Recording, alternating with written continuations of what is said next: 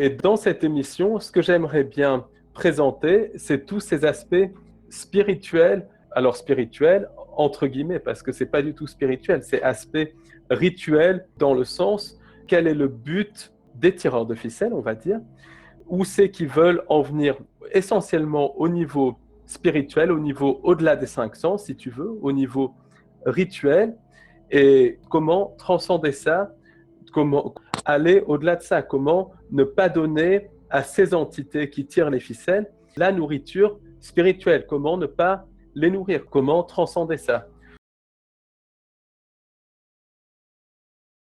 Alors, il y a des gens comme le sorcier Attali qui disait il y a 10-15 ans que les plus de 65 ans, il fallait les éliminer. Et tous les plus de 65 ans, sauf lui, bien évidemment. Et maintenant, on peut se poser la question, pourquoi les plus de 65 ans sont visés? Parce qu'ils ont l'expérience, parce que les personnes âgées ont l'expérience d'un monde avant le transhumanisme, d'un monde avant l'Internet, parce que le contact entre les enfants et les personnes âgées, entre les personnes âgées et les jeunes, entre les personnes âgées et les gens d'une trentaine, quarantaine d'années, eh ben, ça donne de l'expérience aux gens. Ces personnes âgées ont l'expérience de la vie avant Internet, avant le transhumanisme. Et beaucoup, pas tous, mais beaucoup, ont une sagesse. Or, dans cette société qui veut abrutir les gens, il n'y a plus de place pour la sagesse. Donc, il y a vraiment une guerre contre les personnes âgées. Ça, c'est vraiment au niveau des cinq sens.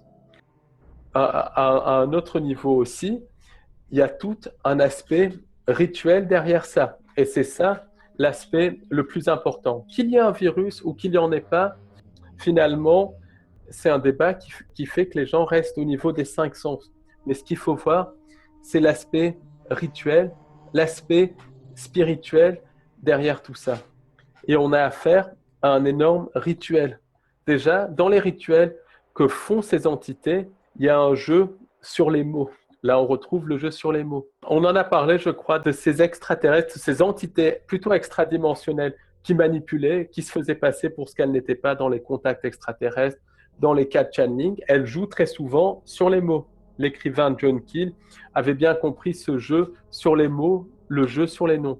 Et ces entités qui manipulent les contactés, qui nous manipulent dans l'entre-deux-vie, manipulent à un autre niveau le cirque de la politique, manipulent la pièce de théâtre de l'actualité.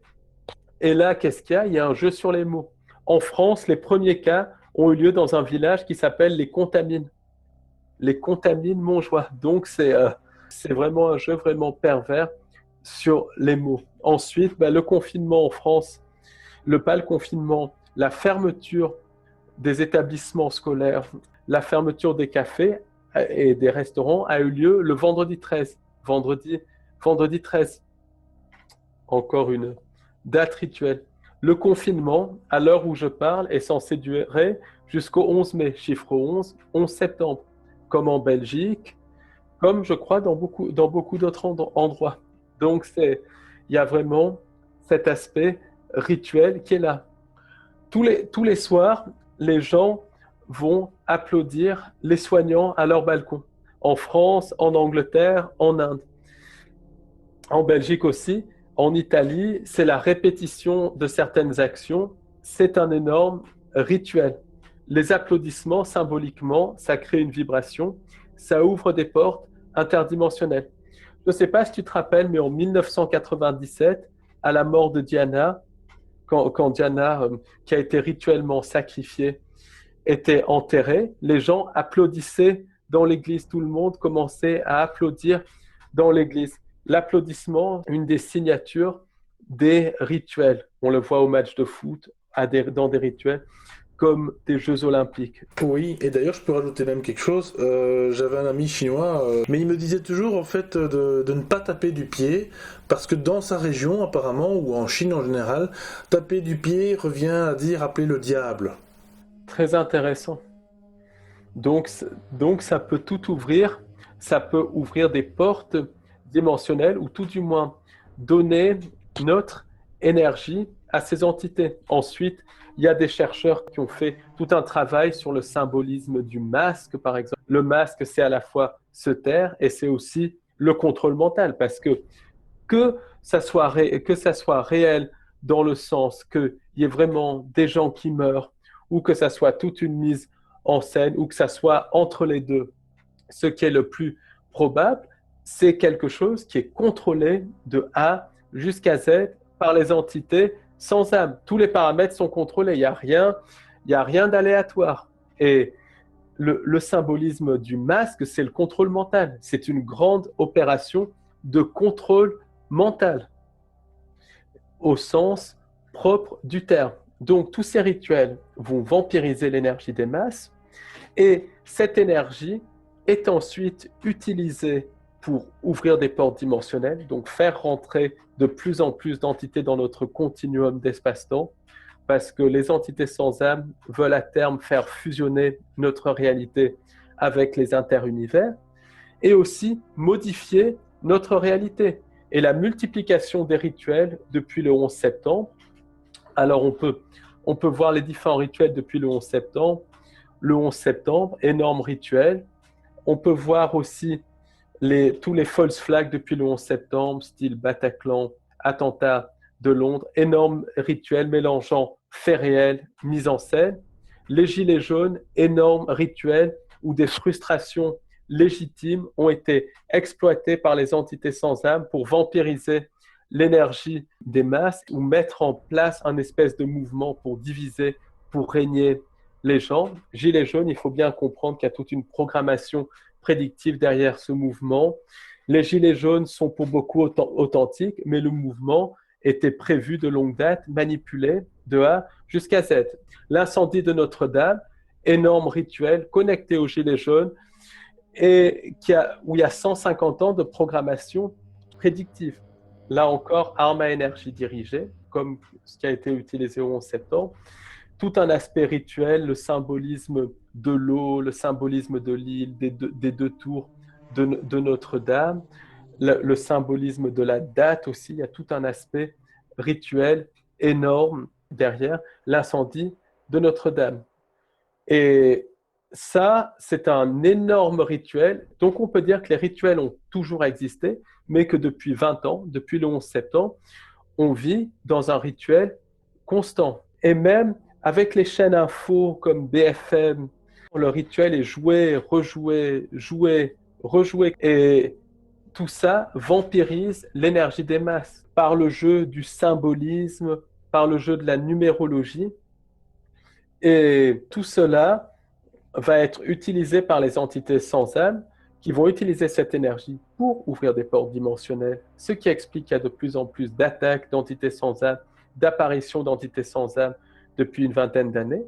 Il suffit de voir les rapports d'ufologie, il suffit de voir le nombre de personnes victimes d'abduction, il suffit de voir le nombre de personnes qui sont manipulées, possédées par les entités pour voir qu'il y a une augmentation des cas, et aussi une manipulation de notre réalité, puisque notre réalité est manipulée constamment. C'est l'effet Mandela qui a toujours existé, mais qui est de plus en plus fréquent depuis 2001, parce qu'il y a de plus en plus de rituels tout simplement, puisque c'est lié à des technologies, c'est lié à des rituels. Donc, il y a cet aspect rituel très très important. Et par exemple, tous les gens qui vont faire ce rituel d'applaudissement aux soignants, il faut bien qu'ils comprennent qu'ils n'applaudissent pas les soignants, mais qu'ils applaudissent les laboratoires pharmaceutiques qui n'en ont rien à foutre des soignants, que ce soit des médecins, des infirmiers, des aides-soignants.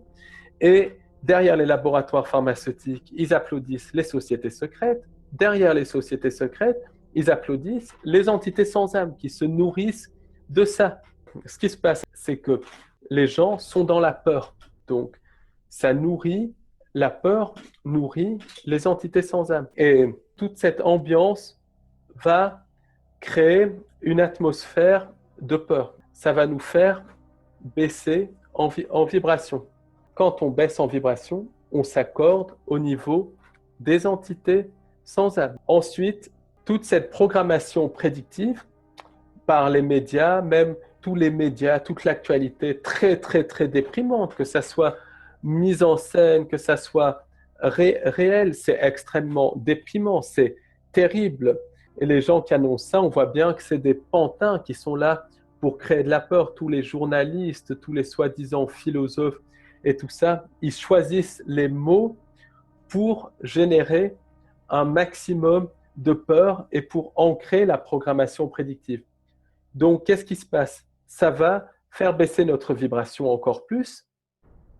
En plus, ça va impacter notre subconscient. Or, le subconscient agit sur l'ADN et par l'ADN, on crée la réalité. Donc, on va commencer à créer une réalité compatible à la réalité voulue par les entités sans âme. Et après, les entités sans âme projettent cette réalité. Donc, au lieu de créer notre réalité, on commence à créer la réalité voulue par les entités sans âme.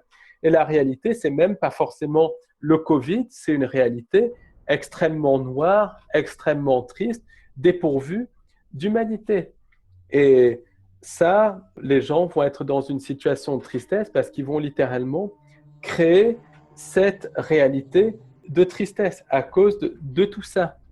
Ça va faire baisser la vibration des gens avec la peur et les gens vont être plus susceptibles aux attaques d'entités sans âme, d'autant plus que les rituels ouvrent des portes, ce qui fait qu'il y a de plus en plus d'entités sans âme. Donc, qu'est-ce qui se passe? Les gens, s'ils sont seuls, ils pètent complètement des câbles. S'ils sont en couple, ils vont se disputer avec leur conjoint. Et c'est le phénomène du love bite d'Eve littéralement. C'est vraiment fait pour à la fois mettre les gens dans la peur, pour créer des disputes. Donc là encore, on a la notion de casser le cercle familial et de nous faire créer une réalité qui n'est pas humaine, mais une réalité totalement synthétique. Donc il y a vraiment plusieurs niveaux pour voir ça. Il y a la pièce de théâtre qui est faite pour mettre les gens dans la peur, qui mélange grande partie de mise en scène, quelques cas réels, mais qui sont très certainement pas dus à un virus, dus à des ondes, au chemtrail, à la 5G, donc des cas multifactoriels. Et il y a l'autre niveau, c'est de mettre les gens dans la peur, de mettre les gens dans le rituel pour faire rentrer des entités, pour qu'ensuite les gens se fassent manipuler par les entités, pour qu'ils soient dans un état de déprime, pour qu'ils pètent des câbles, pour qu'ils se disputent, pour que les couples se séparent et pour qu'on crée une réalité compatible avec la réalité voulue par les entités sans âme. Donc, littéralement, nos capacités créatrices sont complètement court-circuitées par ces entités sans âme. Et c'est là, à mon avis, la partie la plus importante qu'il faut souligner. C'est que tous ces rituels, toute cette peur va nous mettre dans une vibration qui nous rend susceptibles aux attaques d'entités sans âme et qui nous font créer la réalité voulue par les entités sans âme ou une réalité qui vibre au niveau de celle des entités sans âme. En tout cas, pour moi, c'est vraiment quand on monte au-delà des 5 sens, le but de tout ça, c'est vraiment de nous faire créer une réalité compatible avec la réalité des entités sans âme. Et aussi, ce qui se passe, c'est qu'il y a toute cette distanciation sociale. Le contact humain, c'est quelque chose d'extrêmement important. Ben, c'est ce qui nous rend humains, d'interagir avec les gens, de parler avec les gens. Quand on va dans un magasin, d'échanger avec la boulangère, avec le primeur, d'échanger avec du marchand de journaux, d'échanger même avec les gens dans la rue, c'est ce qui nous rend humains. C'est ce qui fait la beauté de la société humaine, c'est l'échange. C'est l'échange. On est des êtres qui ont besoin d'échanger. Et là, le contact humain est coupé. Donc, c'est vraiment pour déshumaniser, pour nous faire aller dans le sens d'une déshumanisation absolument totale de la société. Et ça, c'est pour nous conduire au transhumanisme, c'est pour nous conduire à fusionner avec la machine et à accepter le faux sauveur externe. Se réveiller, c'est vraiment se rappeler de qui on est, c'est commencer à vibrer au-delà des entités sans âme. Donc ça ne sert à rien d'aller manifester, d'aller se battre. La violence ne fait que les nourrir. Les manifestations ne font que les nourrir pour diverses raisons, à cause du symbolisme, à cause de tout cet aspect rituel. Mais la chose, c'est de se créer son propre bonheur dans le quotidien, d'être dans l'amour vraiment au quotidien, de faire ce qui nous plaît au quotidien, de profiter de tous les plaisirs simples, de profiter de dire à quelqu'un qui nous est proche, je t'aime, tout simplement. C'est ces hautes vibrations, à être dans la joie, à se créer notre propre bonheur. Et ces hautes vibrations feront que si une certaine proportion de l'humanité est dans ces vibrations, on peut commencer à créer notre propre réalité et créer une réalité organique et non pas la réalité voulue par les entités sans âme. Et progressivement, alors ça c'est un peu utopique, mais si tout le monde s'y met, on peut littéralement, par nos capacités créatrices, recréer la vraie création sur Terre. Ça se fait de manière progressive. On le voit d'ailleurs, il y a des gens qui vivent dans le pur bonheur, qui sont ici sans être ici, tout simplement parce qu'ils se créent leur propre réalité basée sur la joie et le bonheur. Ils arrivent à transcender ça. Donc, au lieu de vibrer à 100% au niveau des entités sans âme, ils vivent à 98%, mais ces 2% de différence font qu'ils vont commencer à créer une réalité un petit peu différente. Et si on fait ça tous par la force de l'amour, par la force de la joie, on crée une réalité différente de celle des entités sans âme. Et c'est pour ça ne sert à rien de s'y opposer. Ils ont la technologie. Opposer ne fait que créer de toute façon de la violence, de la colère qui nourrit les entités sans âme. Ce qu'il faut, c'est le transcender, c'est utiliser ce moment, si on est seul par exemple, pour se documenter, pour faire sa recherche, pour apprendre à se connaître, pour méditer. Si on est en couple, si on est en famille, de dire un maximum à sa famille qu'on les aime, de profiter de ça pour justement se rapprocher des gens, pour vibrer au-delà des entités sans âme. C'est tout le paradoxe. On peut inverser cette situation abjecte en la transcendant, en transformant les vibrations de peur qui veulent qu'on ait de colère, de peur, en vibrations d'amour, en vibrations de recherche de soi, en vibrations de conscience.